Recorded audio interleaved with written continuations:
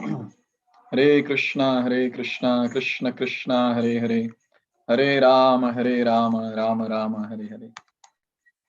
So, welcome all of you all for the third session of Level 2 Gita course, Advanced Gita course.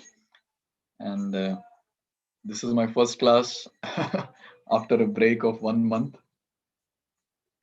So, today when I was coming for class, it was almost like I'm preparing for a war. So, I was taking steam and then I was giving warmth to the neck and gargling and whatnot. So I need all your prayers today to speak, and obviously mercy of the Lord. Without that, it will not happen. So I'm sure all of you are praying for me for my fast recovery, and all of you are very eager also that I should come and give class. And I was also eager to give class. So today I thought, let me give. And I'm planning that till I fully recover, I'll just give the Sunday evening class. All other classes will be suspended. And maybe we can resume the shloka day. So from tomorrow onwards, we're going to start the shloka day also. So let us offer some prayers and we'll start with the most interesting topic. Today we're going to learn something very, very basic and at the same time something very important for the growth of one's spiritual life or spiritual advancement. So let's start with some prayers.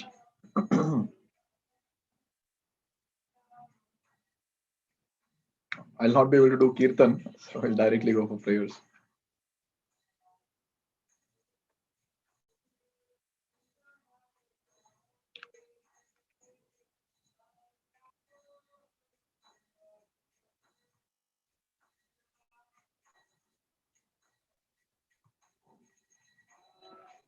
Please repeat after me. Om Ajnanatimirandhasya Jnananjana Shalakaya Chakshur Unmilitam Yena Tasmai Shri Gurave Namaha Shri Chai Nama Om Vishnu Padaya Krishna Pristhaya Bhutale Srimate Bhakti Vedanta Swaminiti Namine Namaste Saraswate Deve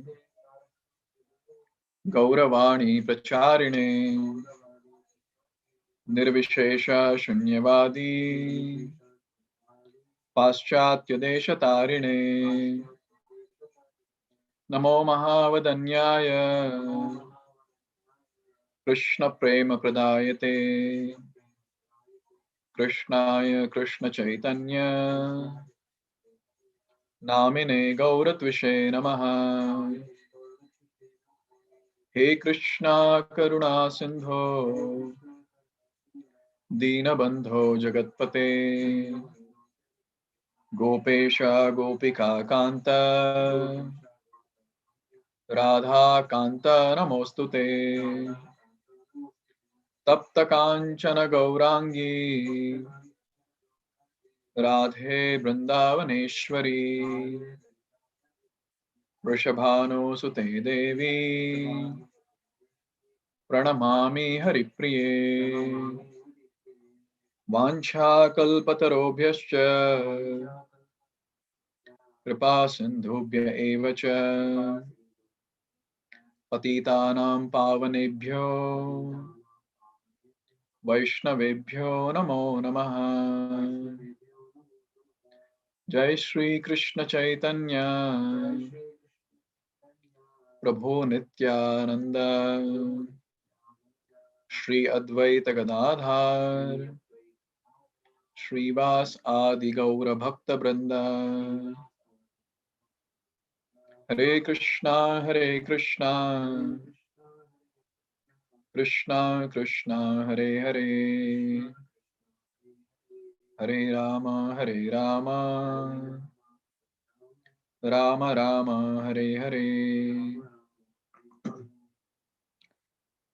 Mukam karoti vachalam pangum langhayate giri yat kripatham vande Shri Guru Dinatarinam Paramananda Madhavam Shri Chaitanya Ishwaram.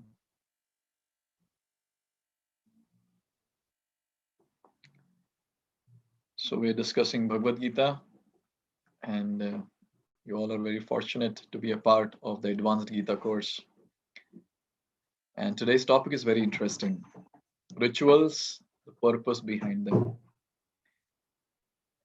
And we dedicate this presentation to A.C. Bhaktivedanta Swami Srila Prabhupada, our very dear grandfather. Yadi Prabhupada na hoito tabe ki hoito jivana bahita kishe. If Prabhupada wouldn't have been there, who would have taught us that what is the purpose behind the rituals that we do each and every day?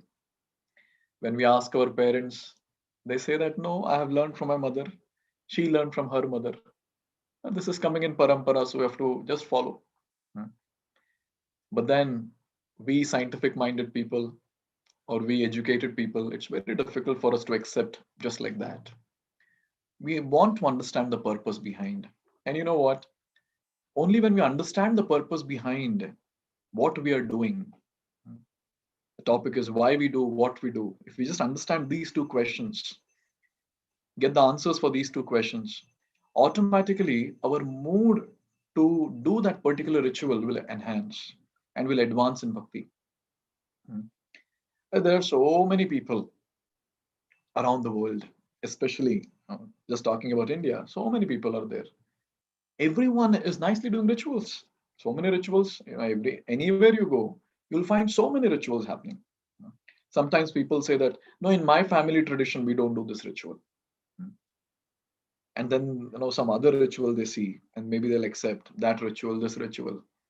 You go to Vrindavan Dham, you'll find something. You'll go to Jagannath Puri, you'll find something else. Dwarka, you'll find something else. And every home in India, now it has become concocted, not Shastric at all. So everyone, they're doing whatever they want to. So to understand the purpose behind is very, very important to advance in Krishna consciousness. So once we understand this, then it will be very easy. So let's understand the purpose behind the rituals. And it's because of Prabhupada. He literally spread this consciousness all around the world that why we are doing what we are doing. He made it very clear. See, if he wasn't the person, if he was not the one who went to West, tell me, how is it possible for the so-called Westerner, so-called modern people of West, how they accepted Krishna consciousness? How they accepted the message of Bhagavad Gita? Very difficult to understand. But then this personality, Srila Prabhupada, made it very logical, made it very clear, and he spoke from Shastra. So anyone who refers Shastra, automatically what happens? That person will understand the purpose behind the rituals that we are doing. But currently the problem is no time to study Shastra, no time. Anytime, we call people that please come to this session. Oh, Sunday evening is really tight. Okay, Monday, you cannot question Monday. Tuesday meetings, Wednesday meetings, entire life will just go like that. And people don't understand the purpose behind. And when they don't understand purpose behind the rituals that they do, with time they give up the rituals. Nowadays, I hear from some Gita course participants, I also hear from various other people that that once in a week we open the altar and we lit the lamp, Prabhuji. Now that's what is my worship that I'm doing. Rest of the time I'm worshipping my laptop and I'm worshipping my manager. I'm worshipping, or I'm offering the hymns of code that I'm writing in C, C++, Java, whatever. So today's session and the next session. So today is the part 1 and next Sunday will be the part 2. So in these 2 sessions, we will understand the purpose behind what we're doing. And if you're sincerely listening to what I'm speaking, surely you'll get so much of enthusiasm to practice bhakti, so much. Because I myself, when I understood why I do what I do, it was so motivating for me to take up bhakti more sincerely and more seriously. See, finally, this deha is called a shana bhangura, flickering. At any time, anything can happen. Yesterday, one of our devotee was doing book distribution down just below and just on the road on the footpath.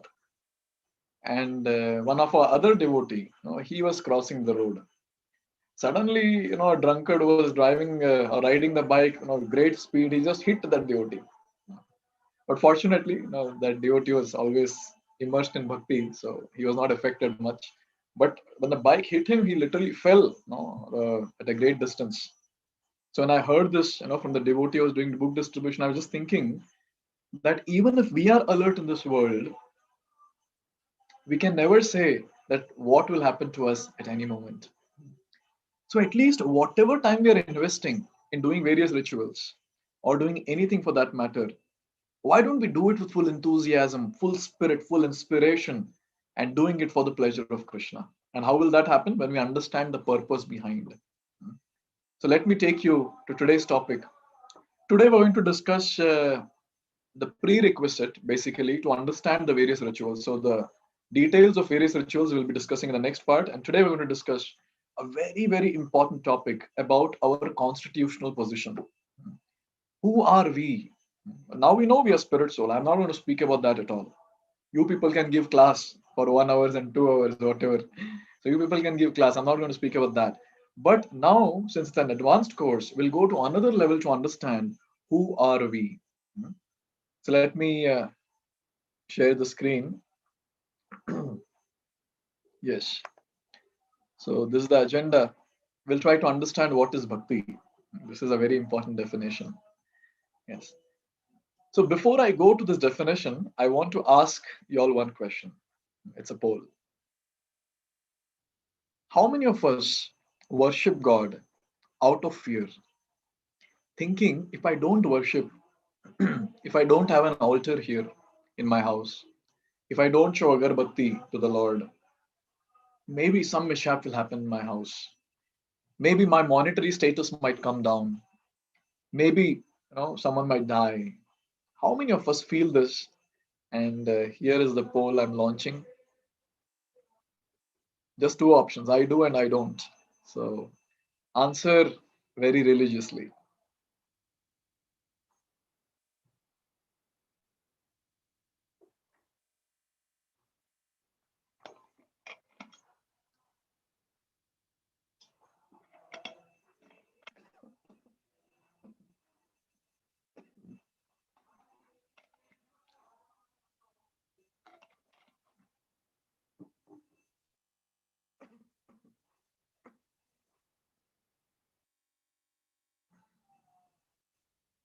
Okay, so let me. But still, 40 people have not answered. What is the problem? Can we answer other 40 people?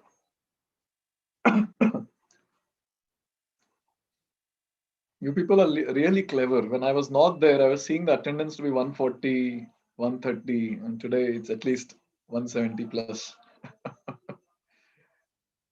Okay, let me stop it now. So these are the results. Oh, I see that 72 people are saying I don't fear, but just one number less, 71 people are saying I do fear. And in the chat box, I see that after attending the course, I don't. Okay. And after hearing today's class, even these 71 who are fearing God, they will not fear.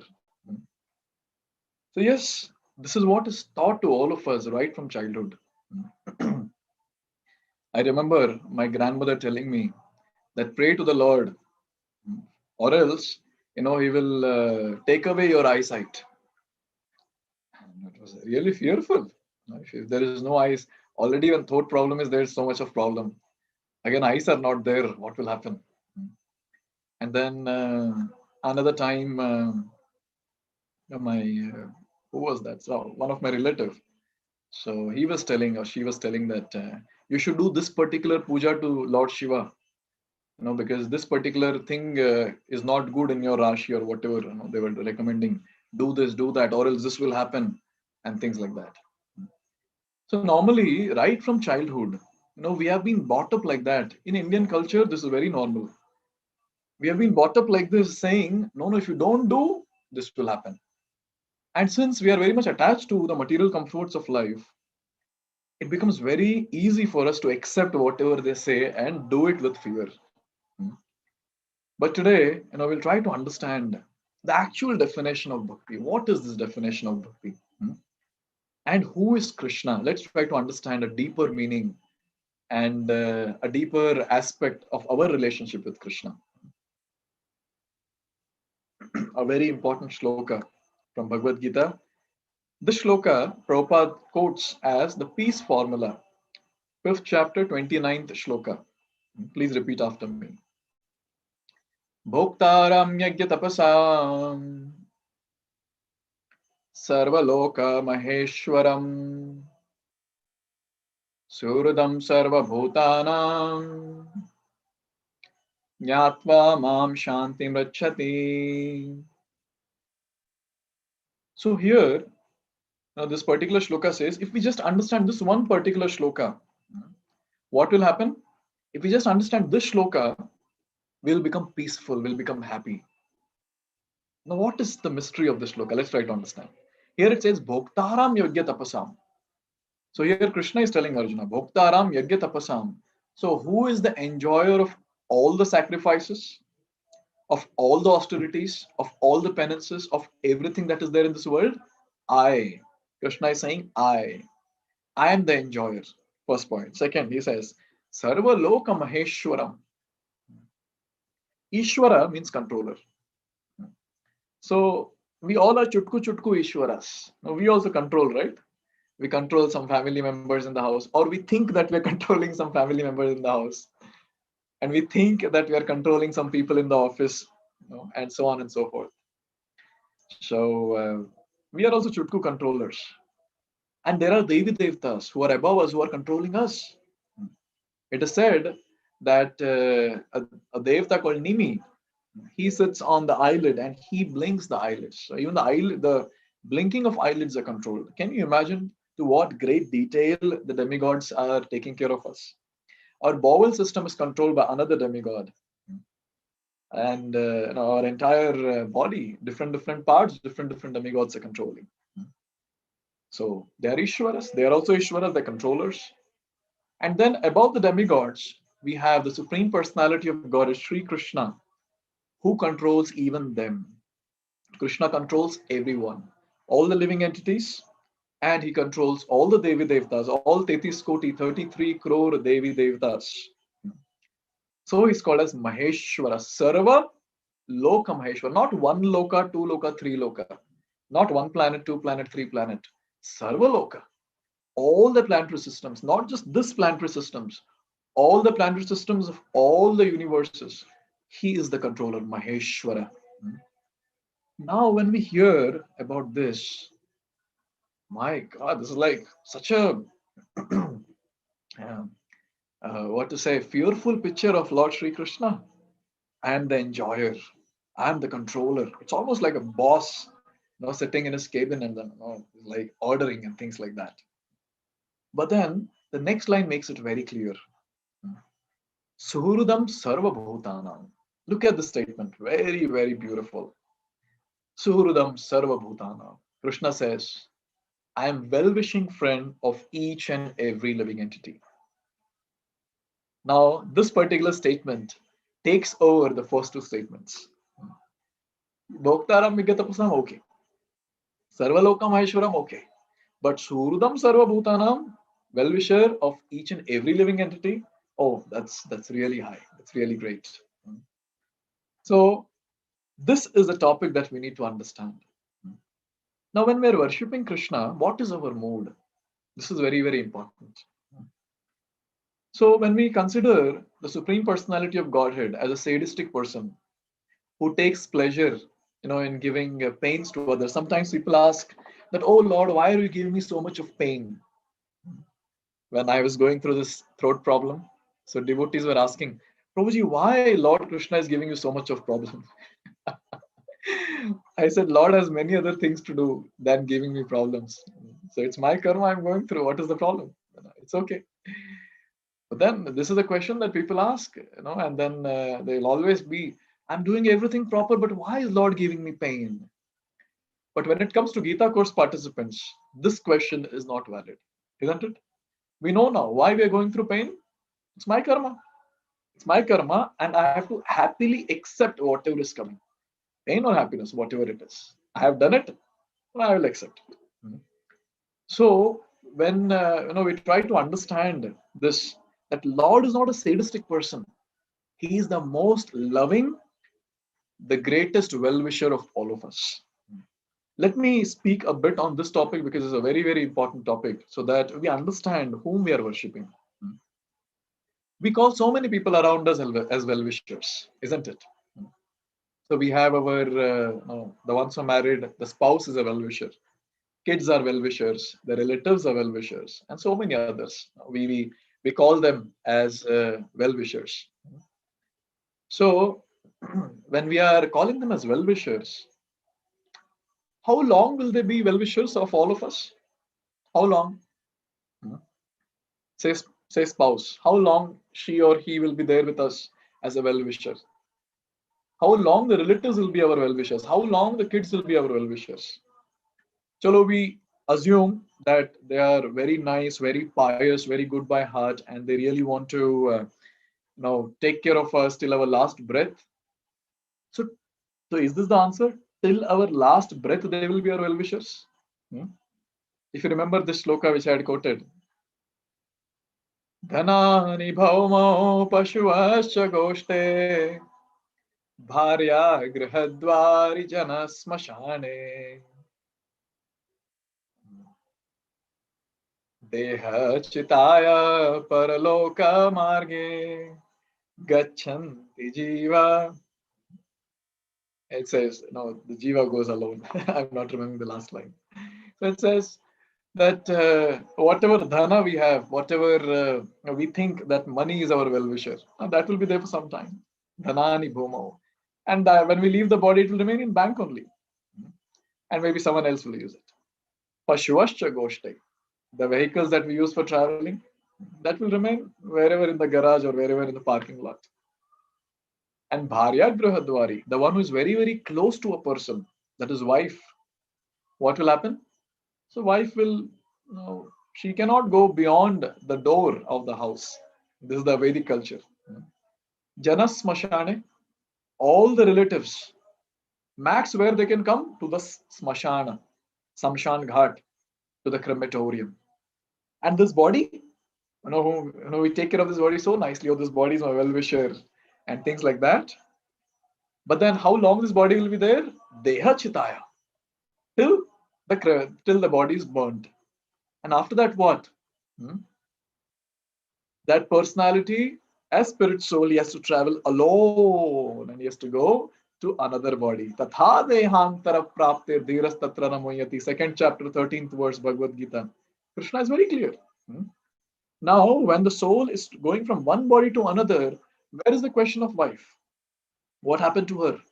Or husband, whatever. What about those relatives? What about those kids? Everyone will remain behind. Now a new story starts, a new movie starts, and again a thriller movie. Hmm? Again, the person takes birth and then grows, studies, gets a job, marries, begets kids, and again dies. It goes on. So now tell me, who is the well-wisher? So we cannot call anyone as our eternal well-wisher. But you know something? Supreme Personality of Godhead, Lord Sri Krishna, when he's saying that I am eternal well-wisher, he's very clear about it. He's very clear. Why? Because when the jiva goes from one body to another, tatha dehantara praptir, maybe in Bhagavad Gita he's not telling, Krishna is not telling that, along with jiva who is going. But then it's very clear from different shastras and also in Bhagavad Gita later chapters that along with the jiva, the super soul, the supreme personality of Godhead, Lord Sri Krishna, he also travels. He also travels taking care of the person. I was hearing Srila Prabhupada, very beautiful lecture. He was telling that when a baby takes birth, a very nice topic to ponder on. I request all of you all that please make a note of it. And tonight, before sleeping, ponder on this topic. He said that when a baby takes birth, how does the baby know? How does the baby know that he has to suck the breast milk of the mother? So the arrangement is made. So the mother will try, giving that particular body part into the mouth of the baby. But then who teaches the baby? Who teaches? Who teaches? Okay, chalo. Human beings, we say that okay, human beings are intelligent. Let's leave it aside. Let's talk about calf. Hmm. When the calf takes birth, or the baby cow, whatever takes birth. So who gives the intelligence that it takes birth and suddenly it will go and no, at least in case of human being, so the mother is doing the physical work of pushing that body part into the mouth of the child. But when it comes to cow, the cow is not doing anything. Then who is giving the intelligence to the calf to go and drink milk? It's Paramatma, Krishna. See, anyone who has little brain substance, Prabhupada says, that person will understand how much Krishna is doing for all of us. A person who does not have even little brain substance, little, that person can never understand. And that person will be atheist throughout his life.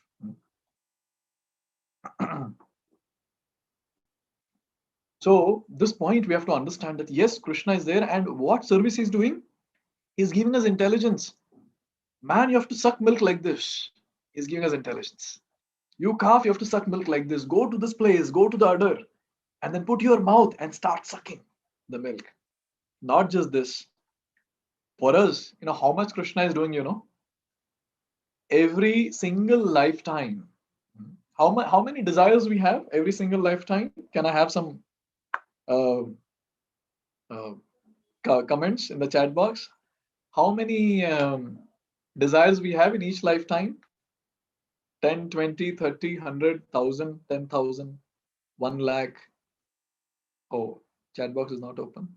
Ah, it's open. Chat box is open. How many desires we have?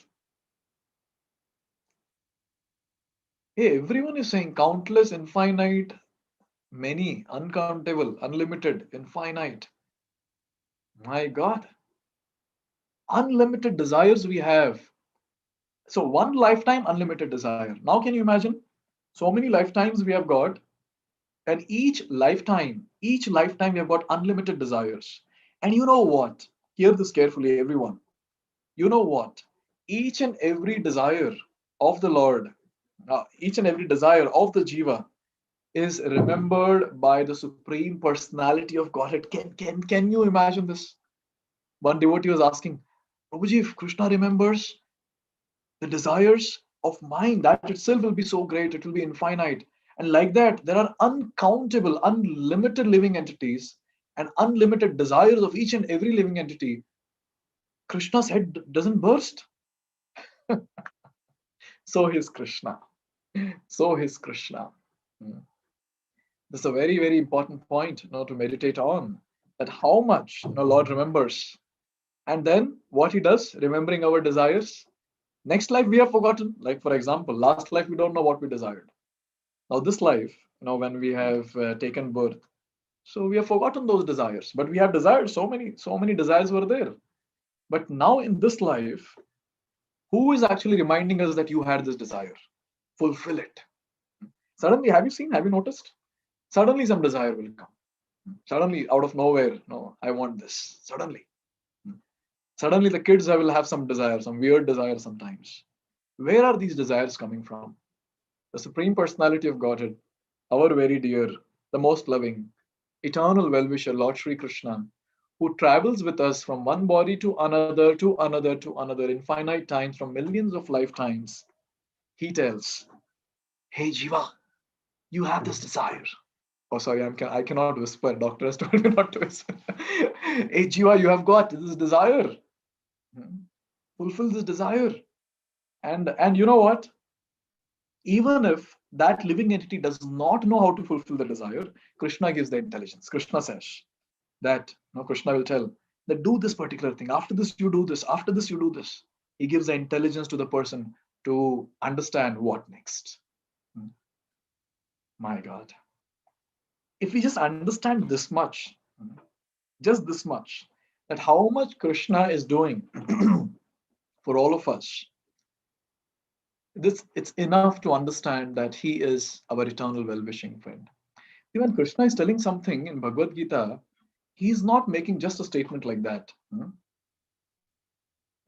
There's a deeper meaning to it. And that deeper meaning we understand when we learn Bhagavad Gita in the association of devotees. And this is what is missing for majority of people in this world.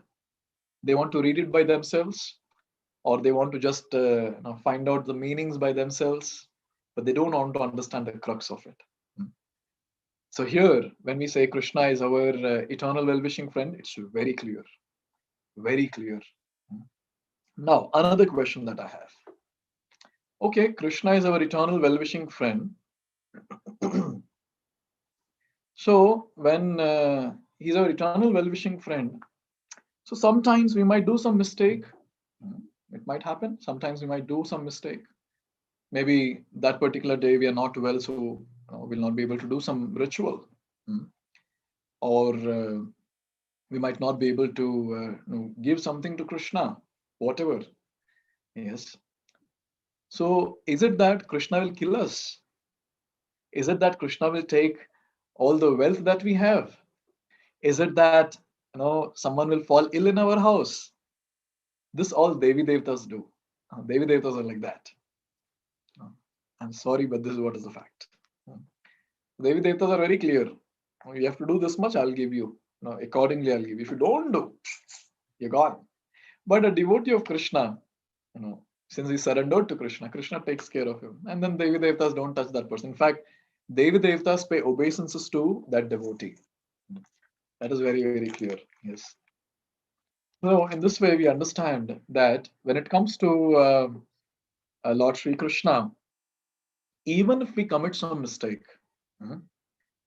Krishna is our eternal well-wishing friend. Krishna is like, it's okay. Not a problem, not a problem. Like, for example, sometimes I've seen parents doing this. Now the kid will be having a glass article and he's playing, and like cracking sounds, breaking sounds.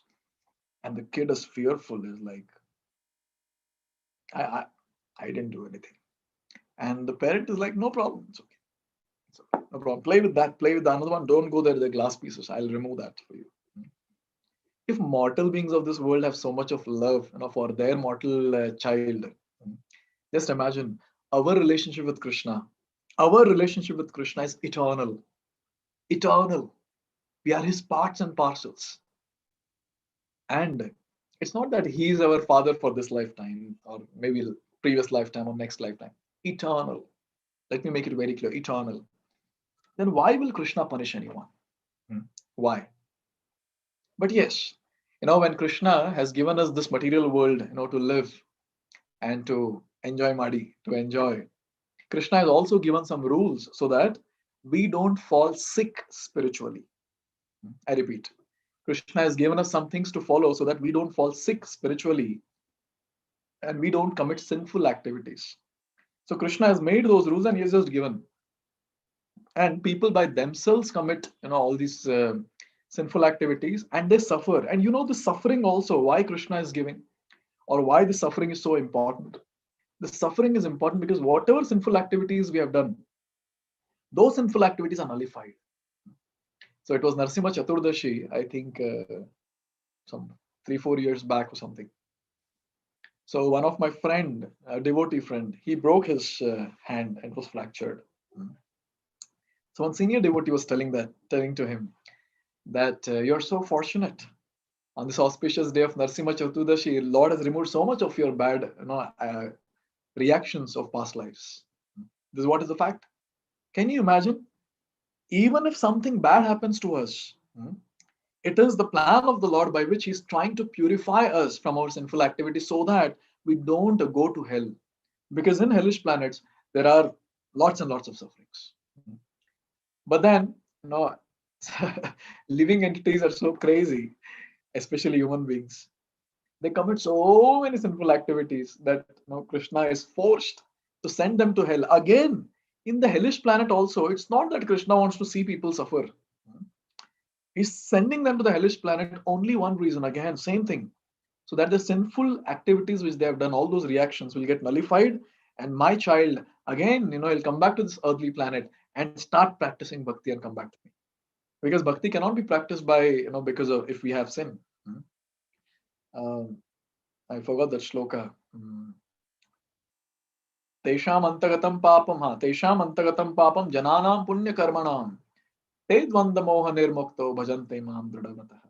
So this particular shloka says that those people who are sinless, they will be able to do bhakti with determination. So even if Krishna gives some suffering to us because of our own karma, he plans it very nicely so that our sinful reactions are removed as fast as possible, and we come to the platform of practicing bhakti. And while practicing bhakti also, there might be some problems that might come. Sometimes devotees ask that, Prabhu, I'm chanting Hare Krishna Mahamantra. Why still problems are there? Because you're chanting Hare Krishna Mahamantra. Now Krishna is taking more care of the devotee. See, we have to understand, how Krishna acts. It's like, in the movies you might have seen, um, almost a decade back, movies or whatever I've seen from that, I'm telling. I don't know if these scenes are still there. So the heroine, she's walking, and suddenly she'll slip. Yes. And the hero out of nowhere, he'll come and so, he'll hold the heroine, and both of them are looking eye to eye, and then whatever love songs from behind. This is fictitious. How come this can happen? Someone is falling and suddenly out of nowhere, zoop, someone comes in. But you know what? When it comes to us and Krishna, that is what is our relationship. We fall and Krishna is there to catch us. Throughout our life, all of you are experienced. Most of you are 30, 40 plus, some of you are 50 plus also. Just look back in your life and see. Someone will be holding you like this throughout your life, and he's carrying us like this throughout our life. It just needs some intelligence to just go back in our life and just ponder on these different situations. The most heinous, the most abominable, the most critical situations what we were in, Krishna has carried us like this. Not just in this life, lifetime after lifetime after lifetime. Now tell me, why to fear such a person? Why to fear such a person?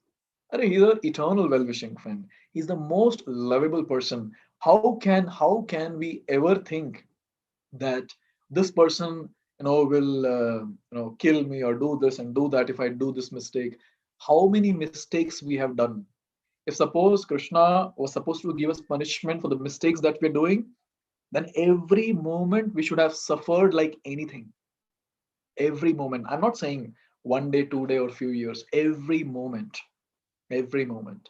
Because the mistakes that we do in our day-to-day life is so obnoxious. Knowingly also we commit mistakes. Knowingly also. Yes. But no, Lord is like, ठीक है मेरा बच्चा है, अभी क्या करे? But then I'll purify you. This is the task that Krishna has taken. I'll purify you and I want you to come back to me. Krishna is possessive. Very, very possessive. He wants all the living entities to come back. And now, let me tell you how much Krishna is doing for all of us to take us back home, back to God. So, Krishna himself personally comes to this material world. He comes to this material world to do his pastimes. Now, I always had this question that from Goloka Vrindavan, why is Krishna coming to this material world? What is the need? What is the need of he coming to this material world and doing pastimes? Because we might see that Lord Narsimhadev is coming to kill Hiranyakashipu. Varadev is coming to kill Hiranyaksha. And then Lord Ram is coming to kill Ravan.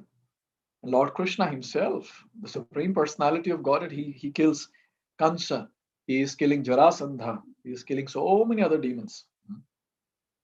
But then Krishna personally, he need not come any time to this material world to kill anyone. Because he is there as Paramatma in the heart, and he can do anything. Maybe he can just cut the nerve inside the heart. Done. The person is dead. Why he has to come here, do fighting bishop, hit the villain, and the villain will go far and far. Why he has to do all this? This is one. Other thing, protecting devotees. Paritranaya sadhunam, protecting devotees. Now, why he has to come to protect devotees also? He is there in Goloka Vrindavan, and his energies can do the task. His energies will do whatever is needful. Why he has to personally come? Like saving Prahlad Maharaj or saving the Vrindavan Vasis from various demons and this and that. Why he has to come down and do all that? Yes. And this Rasa Leela and so many other pastimes of the Lord, those are personal pastimes of the Lord. Why is he making it public? Why? And can you imagine that in your childhood, hmm, you might have uh, being not wearing any clothes, you were nude. hmm. Those photos are clicked by your parents, and those are printed in some magazine, and your previous childhood photo and the current photo is given, and that photo reaches all your relatives and friends and other things. How what will be our state of existence at that time? This is one. Another thing, in the childhood we might have stolen something. hmm, or we might have done some mischief, obnoxious stuff which we don't want to share to anyone. Only our parents know. And what our parents do, they have clicked that photo when we're doing that mischief, and then they have taken that, printed on a magazine or a newspaper, and spread it all across. We'll go crazy. Are bapre, what happened suddenly? But then what about Krishna? Krishna is doing that, and he's telling Vyasadeva, hey, photo nikal. And Vyasadeva is writing what Krishna did. He stole, he lied, he danced with the gopis, he stole the clothes of gopis. And then he killed these demons, he protected his devotees. Entire Bhagavatam talks about this. Entire Bhagavatam. You know why? Only one reason: to take us back home, back to God. There is no other reason for that.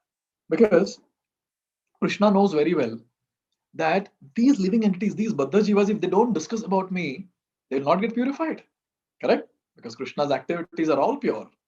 Whatever activity we are interested in. Sometimes people are interested in action. Krishna did action. Sometimes people are interested in romance. I shouldn't say romance of Krishna Lila, but then yes, somewhat we can think of that is also there in Krishna Lila. Sometimes people like comedy. Krishna has done so much of comedy in his pastimes. Some people like politics like anything. They keep discussing about politics every now and then at tea stalls. That is also there. So like this, everything that we like, Krishna is ready to act like a joker just so that we people get attracted to him. Can you imagine this? Only for that reason Krishna comes here. There is no other reason. No other reason. Dharma Sansthapanarthaya, Prabhupada is enough. Prabhupada can do Dharma Sansthapanarthaya. There is no need of Krishna here. Madhvacharya is enough. Shankaracharya is enough. Or so many other acharyas that they are enough to do the needful, whatever it is. So the point that I'm making is Krishna comes personally only for one reason: to attract all of us, to take us back home, back to God. Can you imagine? You have a very nice house, very nice bungalow, and you go and stay in a hut out of no reason. That's what Krishna is doing. Goloka Vrindavan, Chinta Mani Prakar Sadma Sukalpa Vriksha, Laksha Vriteshu Surabhira Vipalayantam. It's very clear. Chintamani, that dham is Chintamani dham. Shreya Kanta Kanta Parama Purusha Kalpataravo Druma Bhumis Chintamani Ganamai Toyam Amritam Katha Ganyam Natyam Gamanamapi Vamshi Priya Sakhi Chidanandam Jyoti Paramapi Tadasmadam Apicha. So here it's very clear that every talk in spiritual world is a song, every walk is a dance step, and everything is Chintamani, everything is spiritual, everything is beautiful. We leave, and Krishna is leaving all that and coming to this material world. And this place is Dukhalaya Masha. The demigods, okay, please don't get offended, please don't curse any demigod, they're all good. But this is what the statement demigods make in Srimad Bhagavatam. Demigods look at us and they're like, what are these pigs doing? We are like pigs for them. What are they eating stool? What are they doing? What enjoyment these people are having? This is what is a question that the demigods ask. But Krishna is coming to this world. You know what? Demigods, when they come to this material world, they don't take their step down on the earth surface. They're always flying. There's always some inches difference, from the surface of the earth and their foot. You know why? It's an obnoxious place. I'll not touch the ground. And what is Krishna doing? Krishna is walking on this earthly planet. How? Without footwear. Without footwear. Why? So that when he walks, that place will become holy. And when we go to that place, we will become purified. Can you imagine? Sometimes people ask this question, why we have to worship only Krishna? Why not Devi Devtas? This is the reason. Devi Devtas are not doing anything to take us back to Godhead. They're just maintaining us by various ways under the order of Krishna.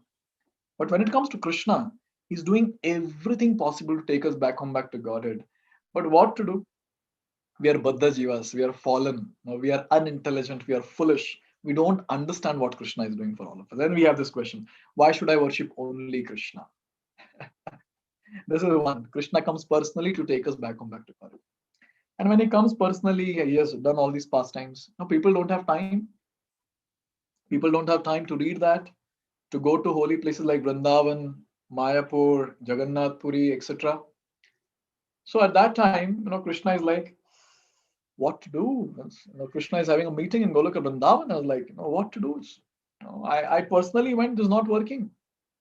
And then Krishna tells Prabhupada, chalo, you go down. Bhakti Siddhanta Saraswati, you go down. Gaur Kishore Das Babaji Maharaj, chalo, go down and get all my kids who are rotting in the material world thinking they're enjoying. And then Prabhupada comes. And all the acharyas in the past, they all have come only for this reason, to attract all of us back to Godhead. And how much pain they go through. If you have heard that Prabhupada series, which was played just last week or something like that, he got heart attacks, and they were like there were some attempts to murder him and things like that. They went through so much of pain, only for one reason, to take us back to Godhead. And who told them to do it? Krishna. Krishna is like, "Arey, jao yaar, le aao." What is he eating? He's eating stool. He's not understanding. Go there. And Prabhupada comes and he says, "You fools, you rascals, you're eating stool." And if you ask Prabhupada, who told you? Krishna is telling me you're eating stool. Look at this, how much Krishna is doing. And then, after Prabhupada, then Prabhupada's followers are there. And Prabhupada's followers, they're reaching each and every house and they're saying, Bhagavad Gita, Lilo, Bhagavad Gita is very nice.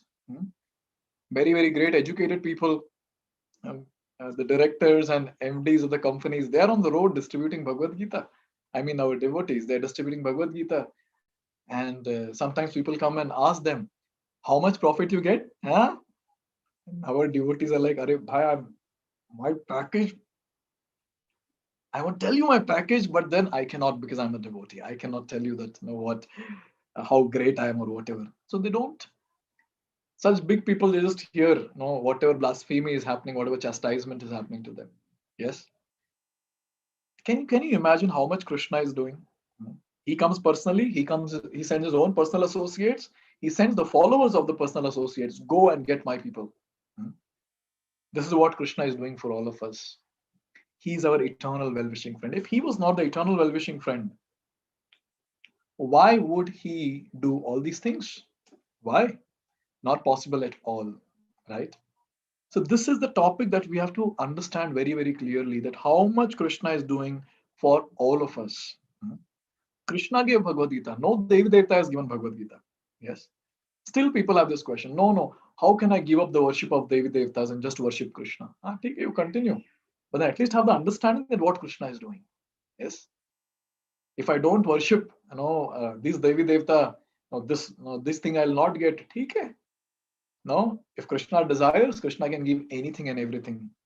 Arey, Dhruv Maharaj, maybe sometime we'll take this pastime of Dhruv Maharaj. So Dhruv Maharaj, he started doing bhakti with a desire. And what was the desire? He wanted a kingdom greater than his great grandfather. Dhruv Maharaj's father's name is Uttanpad. Uttanpad's father's name is Manu Maharaj. And Manu Maharaj, Swayambhuva Manu's father is Brahma. And Brahma is the great grandfather. And Dhruv Maharaj is saying, greater kingdom than my great grandfather. Means what? Greater than this universe. And what did Krishna do? Krishna fulfilled his desire. He gave Dhruloka. He gave the pole star to him, which is much, much greater than any of the universes which are there. It's Vaikuntha. So the point that I'm trying to make here is that, we have to just go to Krishna. He's our eternal well-wisher. We need not go to anyone else. This is the point. And we need not fear. This is just for this, I spent 1 hour just to make this point that Krishna is our eternal well-wishing friend and we need not fear Krishna. If you have just understood this concept, now the rest of the things that I'm going to share will be very easy for all of us to understand. Now, understanding who is Krishna and who are we and what is our relationship with Krishna and how much Krishna loves us. Oh, this another point which I want to make here. Sometimes devotees say that, or newcomers, they say that, oh, I feel it's one-sided love between me and Krishna. No. So they want to say that I am loving Krishna, he's not. And we say that, yes, it's one-sided love. Krishna is loving you so much, you're not loving Krishna. There's the point. Yes, this is the point. So, the relationship with Krishna is a loving relationship. Very, very loving relationship. That thing we have to revive. We have forgotten. Bhool gaye sab. Completely forgotten. It will come. We'll discuss the topic. We have completely forgotten. Now we have to revive that relationship. And when we revive that relationship, at that time, we'll be the most blissful person because we have realized that eternal well-wishing friend who is always there with us. Yes. This is what is bhakti. And now let's try to understand the definition of bhakti. Here we go. I want to discuss few definitions of bhakti, gradually progressing to the highest level. So now the first one. So it's very clear that everything belongs to Krishna. There's nothing like, we can say that this particular thing does not belong to Krishna. Aisa kuch nahi. Everything belongs to Krishna. He's a supreme proprietor. He says that aham sarvasya prabhavo matta sarva pravartate iti matva bhajante ma bodha bhava samamita. Bhagavad Gita 10 chapter 8 shloka. So here it's very clear Krishna is saying that everything comes from me. So everything in this material world, whatever we are seeing around, including this, our body, belongs to Krishna. Now, for example, this is my mobile phone. As of now, let's assume it's my mobile phone. So if this is mine, then I have to use this. Correct? Now suppose one of you come and you just take it away. Now when you're just taking it away, then without asking me, without taking my permission, what will you be called as? A thief. So currently what is happening? Everything belongs to Krishna, and without his permission, when we are using some things, we are actually thief. And what is bhakti? Everything belongs to Krishna and everything should be used in service of Krishna. That is called bhakti. Everything, whatever we have. Everything should be used in service of Krishna. That is called bhakti. I have a question to all of you all. Is bhakti optional? I'm launching a poll. Please answer. Is bhakti optional? After understanding this basic definition, everything belongs to Krishna and everything should be used in service of Krishna.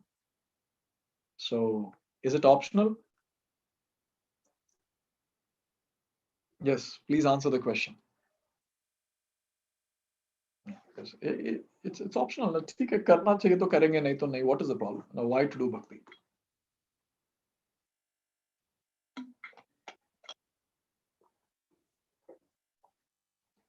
Yes, I want everyone to answer. There are 190 plus people. Please answer the question.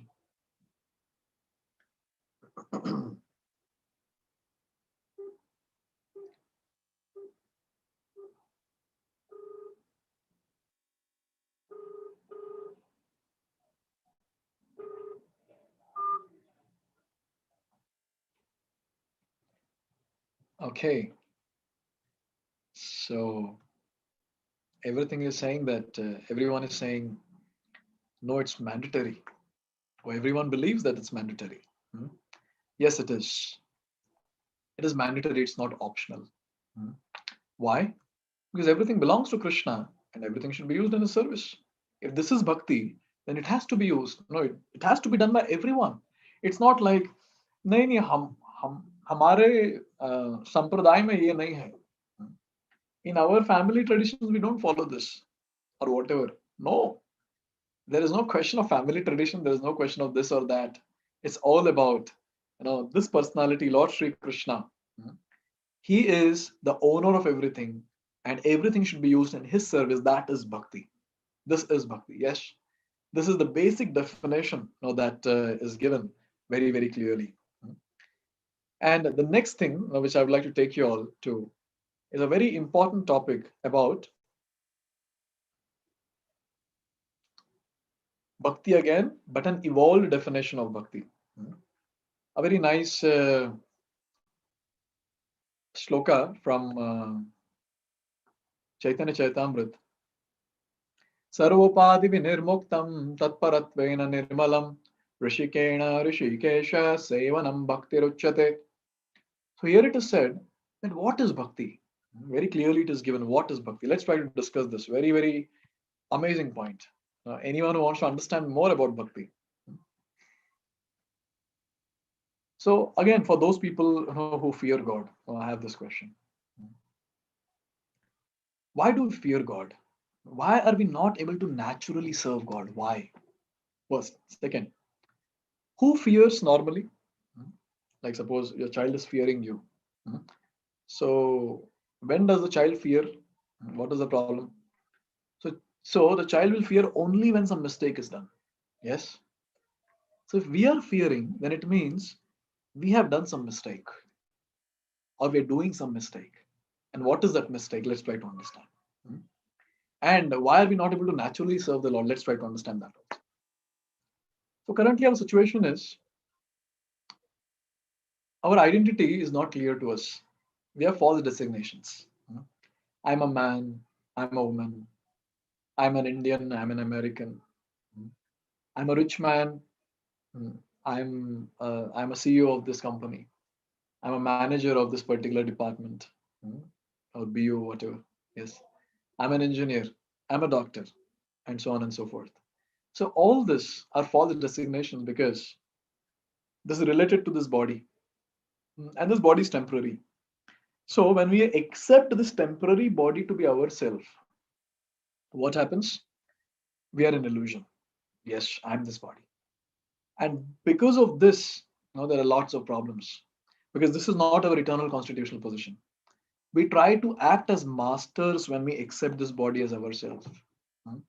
And this is what is happening with all of us. And since we accept this body as ourselves, we are acting like masters. There is no question of becoming a servant of the eternal master. So it's very difficult for people in general, to serve Lord Sri Krishna or to naturally serve Lord Sri Krishna. And what is the mistake that we're doing? The mistake is this: trying to act as masters. This is the mistake that we're doing. Not just this one lifetime after lifetime, we are doing this mistake. So in this way, we understand that this is our eternal mistake that we're doing of considering this body to be ourself. And this is important reason that why we're not able to serve Krishna properly. So now, okay, if this is the false designation, what is my true designation? My true designation is Jivera Swarup Hoy Krishnera Nityadas. We all are Krishna Das. We all are servants of Krishna. In fact, when we were having this session, the 8th session that was there, who is God? Or who is my real boss? There, we had discussed about Krishna being the Supreme Personality of Godhead. And this is my observation from last couple of years. I'm giving this Gita course. After this session, many people exit. They're not able to accept Krishna as Supreme Personality of Godhead. You know why? There's a deep-rooted envy within our heart. Deep-rooted envy. That why should Krishna be the Supreme Personality of Godhead? Why should I serve Krishna? Why should he be the only enjoyer? I am the master. I want to be the enjoyer. In this way, there are lots and lots of envious nature, within our heart, and it's very difficult to accept Krishna as Supreme Personality of Godhead for many people. And even in this Gita course also, I was seeing that how many people have dropped, from the Gita course just after that session. Many people. So in this way, we see that We are not able to accept our Swarupa, our constitutional position that we are the servants of Lord Sri Krishna. Not able to accept because we are envious of Krishna. We are like, why only he should enjoy? I'll also enjoy. And because of this, we are suffering in this world. Now it's like, say, a peon in the office, in a company, a peon. He is artificially acting as the CEO of the company. Hmm? Say the CEO is absent and this peon goes and sits in the cabin. And then everyone is coming with various files.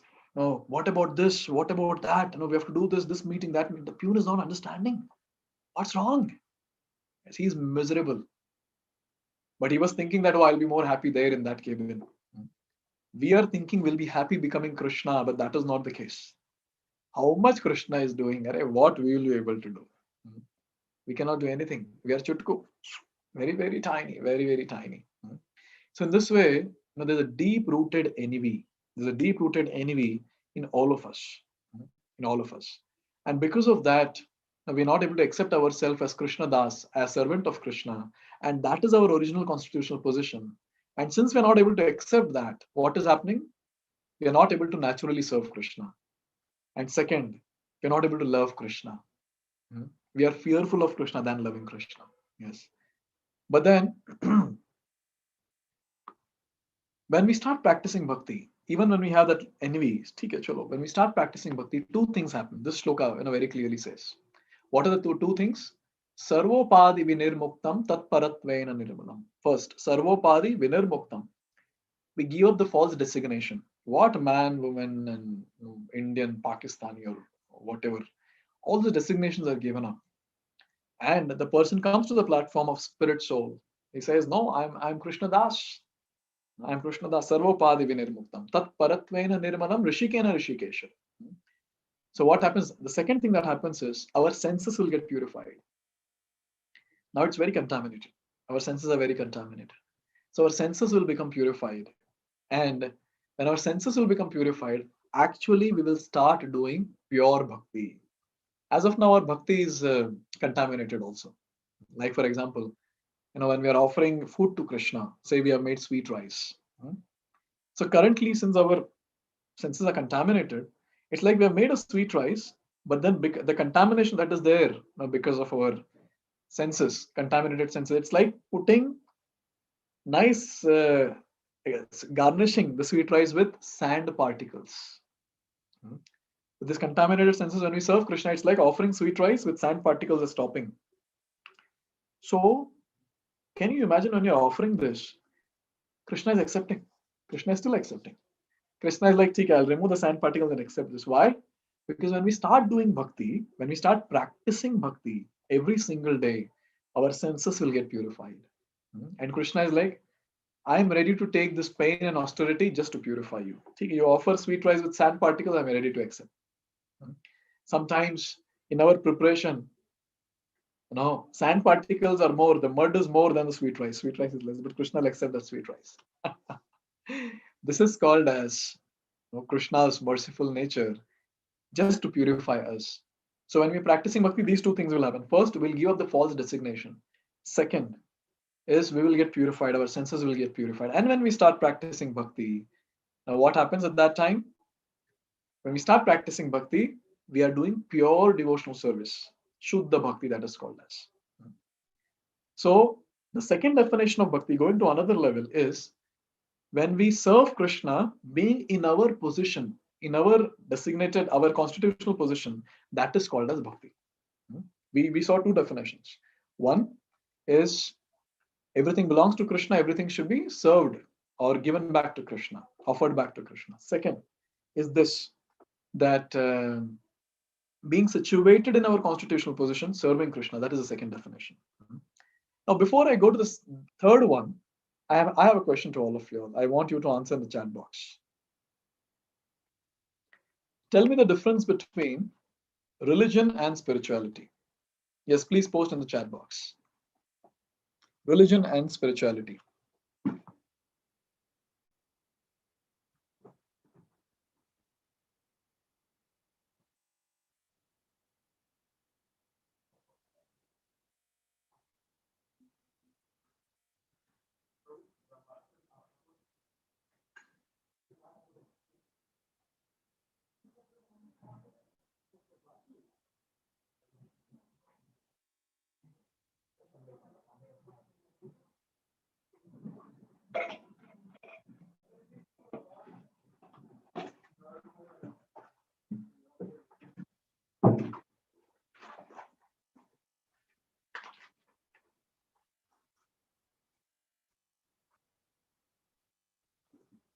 Okay, I see so many responses.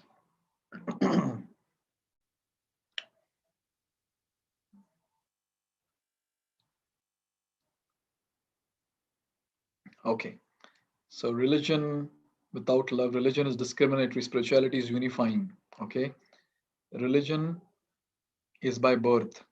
Religion is by birth, spirituality is by choice. Okay,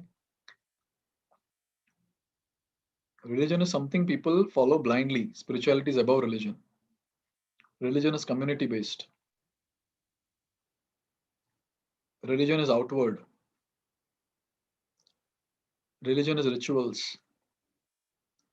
Religion is wish to be spiritual.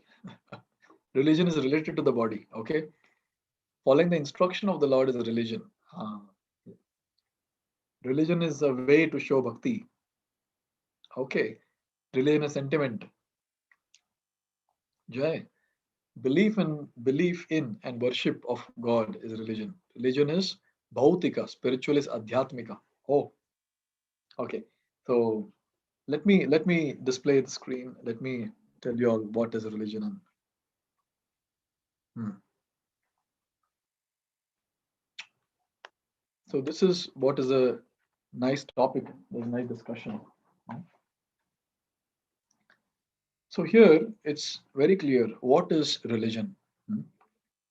See, normally when we say religion, people are like, religion is faith. So what is religion? It's faith. Now the thing is, the faith can change any time, right? Today I'm following this faith. Next day I'll follow that faith. The faith keeps changing. But what is religion? Or in Sanskrit, dharma. What is dharma? Dharma is, please note it down if you're making notes. What is dharma? Dharma is something that which cannot be changed. That is dharma. Hmm? And the example, we have displayed here a nice photo. So you can see here we have chili and we have sugar. Hmm?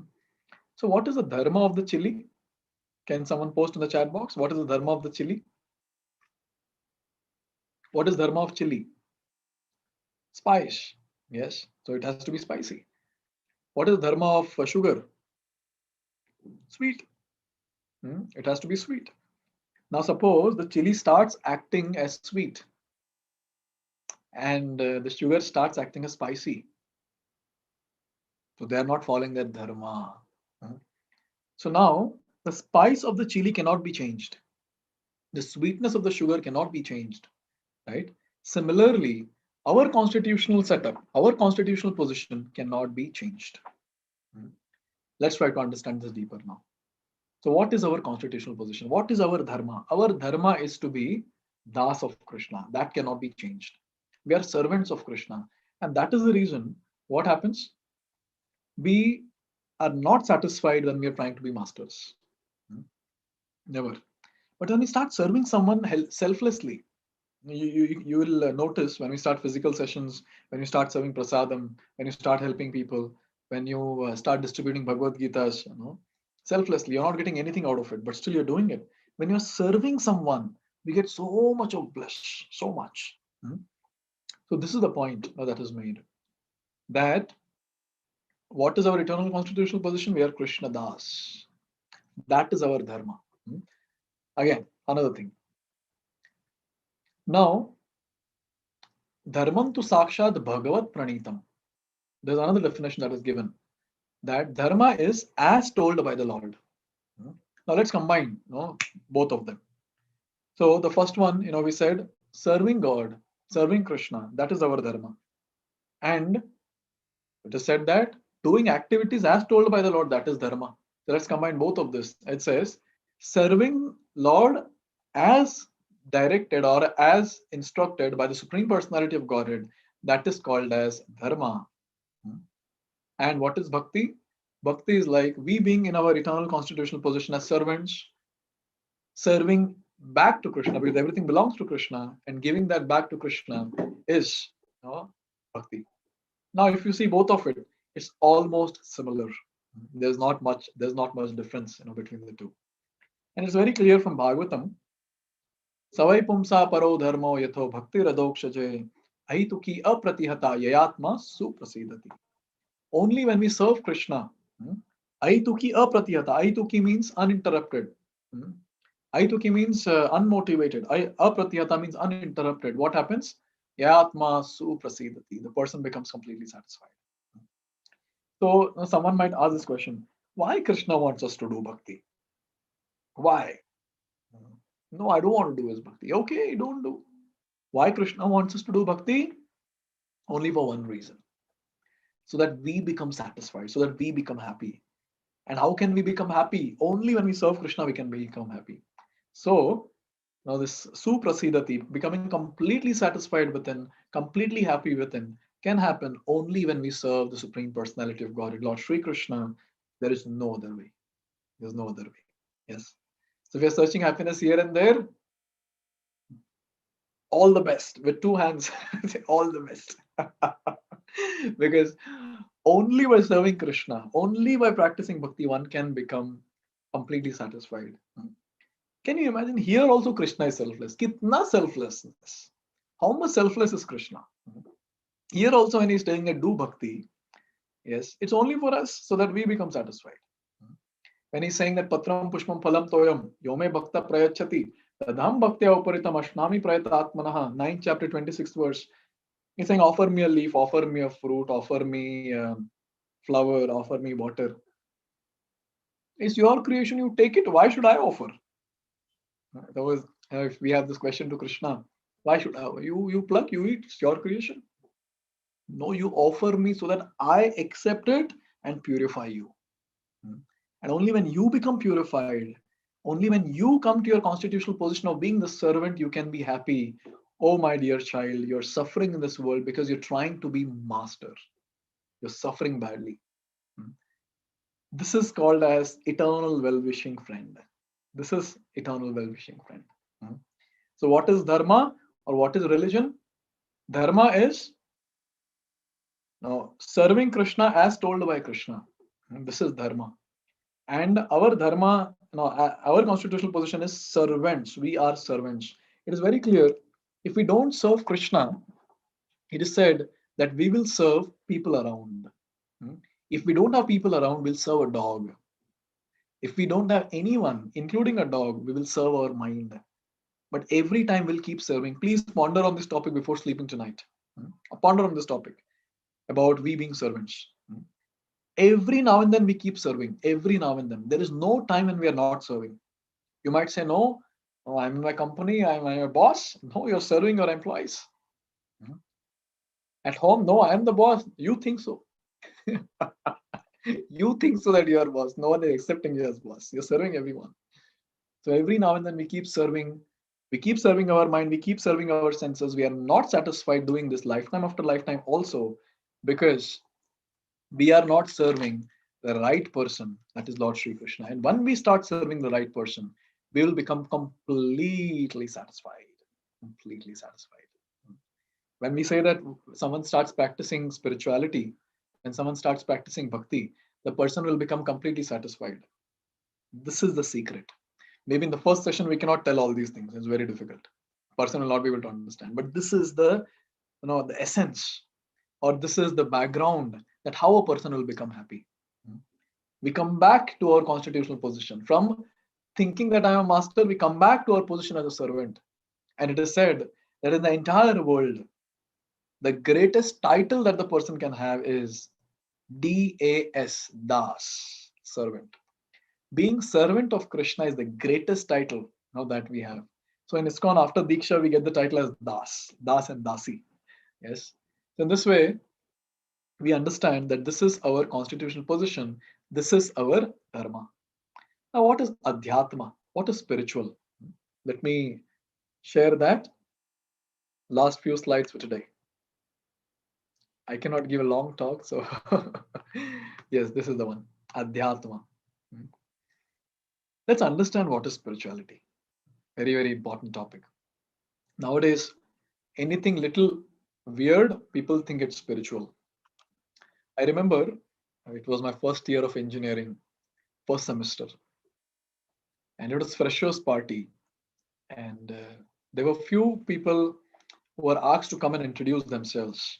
Mm. And they were asked that tell 5 qualities of yours. And they started the various things. I'm a very angry person. I like this thing. I like that thing. My nature is this. And the last point is I'm spiritual. Like these 4 or 5 people, the last point they made it a spiritual. And I know them personally, so I was like, what spirituality? Oh, no spiritual practices, just spiritual.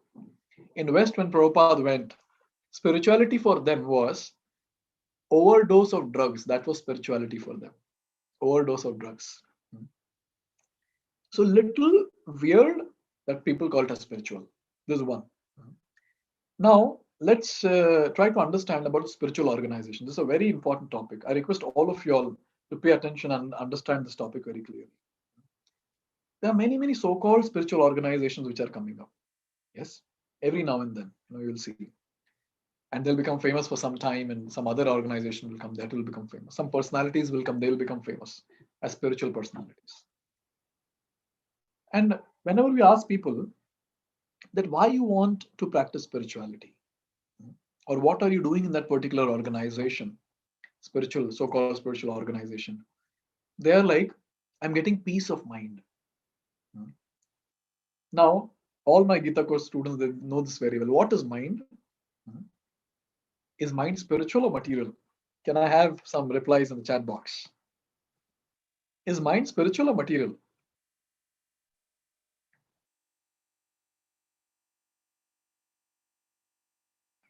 Thank you so much. All of you remember. Yes, it is material. Now, yes, very nice. Mind is a part of subtle body. So, like as Krishna says, Bhumir apo nalo vayur kamano buddhirevacha ahankaram ityame binna prakriti rashtada. 7th chapter Bhagavad Gita. 4th verse. So Krishna is saying that this body, outside body that we're seeing, that is Bhumi, Apo, Anala, Vayu, Kham. Earth, water, fire, air, ether. This body is made up of that. And we can see that. And this is material, Krishna says. Krishna says that there are 3 more elements which are material. That is Mana, Buddhi, Ahankara. Mind, intelligence, and false ego. They are material. So this body is there, and in that there is a subtle body, and in that there is spirit soul. Okay. Now, hear this carefully. When we are saying that I'm getting peace, I want peace of mind, or this particular organization is helping to get me peace of mind. Now tell me, are they offering you something spiritual or material? Again, chat box, please. Please answer the question. What are they offering you? Are they offering you something spiritual or are offering something material? Peace of mind. What is it? Amazing. Now all of you all understand what is spiritual, what is material. Only when we talk about spirit soul and the relationship of spirit soul with the supreme spirit, that is spiritual. Peace of mind is not spiritual. So these organizations, when they call themselves a spiritual organization, it's not correct. They should call themselves something as psychiatrists, or they can call themselves as peace of mind organization or something. They are not spiritual organizations. Yes, spiritual organizations are those where we discuss about spirit. We talk on the platform of spirit, not on the platform of body. And now all of you are intelligent. Now, when I say body, you know very well. We are talking about gross body. We're talking about subtle body. In fact, sometimes it's so crazy. People call the organization as spiritual, and they teach only thing is how to do different yogasanas, different kriyas to maintain this body fit. To maintain the body fit, is it spiritual? Please think. Is it spiritual? This maintaining the body fit is material, because the body is material. Then having peace and calmness in the mind, material, subtle body. Then when we say that what is actually spirituality, then the activities that deal with spirit and the activities which helps us to connect back with the supreme spirit, that is called as spirituality. This point now is very, very important to understand that what is spirituality. Yes. So let me display it so that you can see with your eyes also the definition. Knowing about Atma or actions pertaining to spirit is called spiritual. A very, very important understanding, that we need to have, because many times what happens is I feel a lot of pain sometimes. People attend the Gita course sessions and they hear, and our sessions are heavy. It's not entertainment sessions where we don't entertain people. We tell the truth, whatever it is. So people attend the entire sessions and they're like, no, no, I don't think I'll be able to follow this. That organization is offering me something which I can follow. That all must there, it's very easy. Whatever I want to do, I can keep doing and just follow whatever, not little, whatever they're saying. Yes. And what is that little? Maintaining the body. And when the body is made fit, when they get some peace of mind. I'll not name the organization, but there is some place where people go paying huge amounts, and there they go, and then they sit in that particular huge hall, which is fully calm, very peaceful, and they just close their eyes and they just meditate on nothing. And for 10 minutes, 15 minutes, 20 minutes, 30 minutes, 1 hour, 2 hour, they're just sitting like this. Entire setup is calm, peaceful. And when they open their eyes, everything is peaceful. अरे भाई peace तो होगा ही ना. Everything, everything is no disturbance at all. Yes, there's no disturbance in the setup. There is no disturbance around. People are all calm, and you are also calm. Peaceful to hoga hi. But if the person comes out from that place and still remains peaceful, that is appreciable. And that cannot happen if we are not practicing bhakti. Bhakti means spiritual. Yes. And that is only possible. That peace, that eternal peace, that happiness is only possible when we are practicing bhakti. There is no other way. Because bhakti is connecting with Krishna. And when we connect with Krishna, Krishna will make us peaceful. Krishna will make us happy. He is the source of happiness. And in this world, when we are not connected to Krishna, we can never be happy. And that's what is happening all around. Yes. And people pay huge amounts. So sometimes, I personally think that for Gita course also we should raise the fees to 10,000, 15,000. Then people will come. Serious people will come. Because when people pay high amounts, they feel, oh, I'm getting something great. But then we don't charge anything for Gita course because it is priceless. What will we charge? What will we charge for a Gita course? There's a priceless knowledge that is there. So, anyways, so what is spirituality? The activities pertaining to Atma, that is spirituality. And when we understand the spirit behind whatever rituals we are doing in our sadhana bhakti, it becomes spiritual. We get the spiritual understanding of it. Yes. So this is what is a important topic, that is understanding our different rituals. A very, very important topic, which we all have to ponder on. And this topic, I would like to take from next session onwards. So next session, we're going to discuss something very, very important. Next session is going to be more of a practical session where we'll be listing down various rituals that we're doing, and I'm going to talk about why we are doing what we are doing. This is what is the discussion for the next session.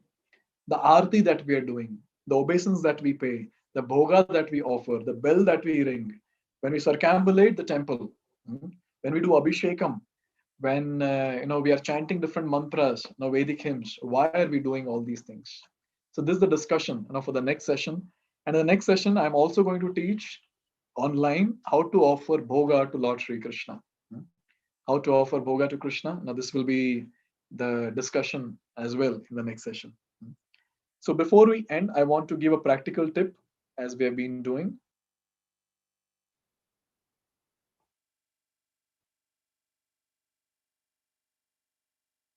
Yes. This is the most important realization. I am servant of Lord. Hmm. And how can we get this realization? These 3 points. First, by associating with people who have realized this and who act on this platform. Very, very important. Hmm. If we are associating with people who have realized themselves or who are at least practicing bhakti to realize that they're spirit soul, we will realize that we are spirit soul, we are servants of Krishna. Second, hearing more from Shastra. So when we understand the philosophy of Krishna consciousness, what happens? At least theoretically, we'll understand we are now servants of Krishna. At least theoretically. And by serving, by practicing bhakti, one day we will realize also. Third, chanting will purify our false notions. Currently, we whatever different concoctions we have, all that will be removed completely when we are chanting. Because chanting will purify us. See, normally when we say chanting will purify us, again, when it comes to chanting, people say, I get a lot of peace of mind. Peace of mind is not the goal of chanting. Yes. And I pray to Krishna that when you're chanting, you never get peace. Because peace of mind is not the goal. What is the goal? The goal is to purify ourselves. And even that is not the goal. Goal is to attain Krishna. That is the goal.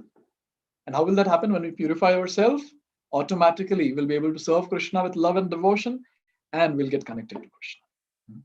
So in this way, when we are associating with devotees who are realized or who are practicing to get good realizations, seriously and sincerely. Second, when we are hearing from Shastra, Bhagavad Gita, Bhagavatam. Third, when we are chanting the Mahamantra, will get purified. And by doing these three, we will one day come to a realization very soon, very soon. We will come to the realization that I am spirit soul and I am servant of Krishna. The day we realize this, 90% of the task is done. What remains is 10%. And that 10% Krishna will do. So that we will not do. That no, Krishna will do. Krishna will do the rest, and that is there. So with this, and I would like to end the session. Actually, a lot of things are there to speak, but then it will be difficult for me to continue. So I would like to stop here, and next session will continue. So next session, for all the ones who are there in Bangalore, we're going to have a physical session in a place called PK Sports, Boganali Road, Panatur area, Kadu Bisnalli. So in this particular place, we're going to have a physical session where we'll meet physically, and we'll be having a physical session where I'll be personally present, and you all will be also personally present. As of now, I just have is my camera, webcam, which I keep seeing. But we'll have a lot of people. We'll have Kirtan, we'll have the live Aarti, and also at the end, we'll have the dinner for everyone, whoever is coming there. And most important in this physical session is we're going to have kids program parallel to the Gita course that is going on. Because as of now, all your kids might be there somewhere doing something. So they are not getting anything as of now. So in these sessions, we are planning to start Vaikunta Kids. We call it as Vaikunta Kids because your kids are special. So we're starting these sessions so that they will also gain something when you are learning something in the elder session. So they will learn something in the kids session. So I request all of you all to please be there. And obviously online will be there. I think online, we cannot separate the webcam. You cannot separate the webcam from me now. It's always fixed. So this will be there. So I request all of y'all, whoever are staying in and around Belandur area, to make sure that you be there on next Sunday, 6 p.m. In this particular place. Try to come early so that you can find the place and be there on time. I'll start the session on time. Yes. So I see some questions here, but it will be okay. Let me just answer in 1 or 2 words. What if we are practicing yoga asanas as well as bhakti? When we are practicing yoga asana, we are doing it just to keep the body fit so that we can do bhakti. There is no other goal. Through yogasanas, we cannot realize Krishna in this age of Kali Yuga. Even I do yogasanas. I do Anulom Vilom, I do Surya Namaskar, just to keep the body fit, so that the body remains fit and I'll be able to do more bhakti. So if that is the goal, we can do. Okay, this is the last thing which I'm answering. When we understand the spirituality, we'll respect our body through asana. Yeah, that's what I said. Pratyahar, control our senses, then we sure will be bhakti as we can really focus on our devotion. Yeah, that's what I said. To keep the body fit, we do asanas. There is no other goal. There is no other goal apart from this. Okay, so thank you very much. For next Sunday's Ekadashi. No, I don't think so. Next Monday is Ekadashi, not Sunday. Yes. So let's meet on Sunday, next Sunday, physically. And all the ones who are there live, please don't get disheartened. These live sessions are also physical sessions for you all who are staying in Mumbai and who are staying in different parts of India, West Bengal and Jammu Kashmir and Bihar and Orissa or whatever. So many different places you people are in. So wherever we are, we can stay connected. So understanding that Krishna is our eternal well-wishing friend, let us all chant today in that mood. Bharati Mataji, you can check the PDF file which is posted in every group. There you'll find the screens. You'll find this PPT, chili and sugar, and practical tips also. Still, I'll display since you're asking. So this one, let's try to understand and impress on ourselves that how much Krishna is doing for us, and He's our eternal well-wishing friend. And the only thing that we can do for Him is purify ourselves and go back home back to God. We cannot give anything back to Krishna. Only thing that we can do is bhakti, practice bhakti, purify ourselves and go back home back to God at this very lifetime. This is what we can do. So let's pray to Krishna by chanting the Hare Krishna Mahamantra that, oh Lord, please empower me more and more after many, many lifetimes. I've got this opportunity to practice bhakti in the bona fide sampradaya, in the bona fide process. Only by your empowerment, I'll be able to practice bhakti more and more. So I request all of you all that please switch on your videos, be ready with your bead bags, and let us start chanting. And after chanting, you can put some realization of yours, and then I can read and we'll close for today. Please repeat. Jai Shri Krishna Chaitanya Prabhu Nityananda Shri Advaita Gadadhar Shrivas Adi Gaura Bhakta Branda